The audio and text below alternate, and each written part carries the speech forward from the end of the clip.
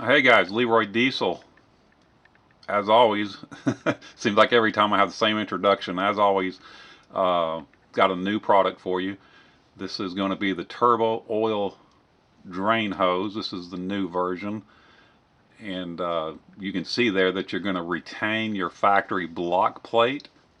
Um, the self-explanatory, the one that was on the engine originally, and the new one's going to insert down inside there, and then it's a pretty tight fit, and so you'll have a hose and some hose clamps.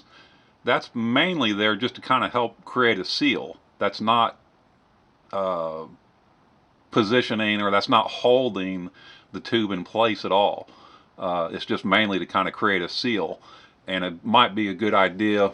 I'll show you here in a second. I'll pull this out.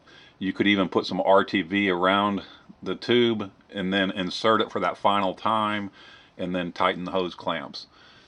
And so then it runs up. You'll make your bends, and I would actually recommend, let me get some light on this, recommend installing this side first, the turbo side first, and it helps a lot if the turbo's off the manifold there, but not completely mandatory.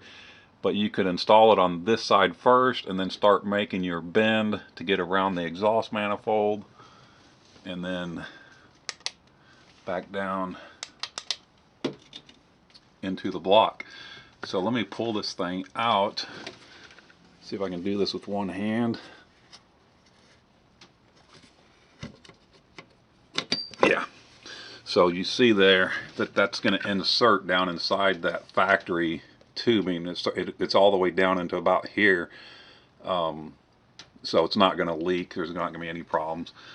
But just wanted to show you this real quick. And here's what it looks like when you get it, other than I don't have the hose on this one.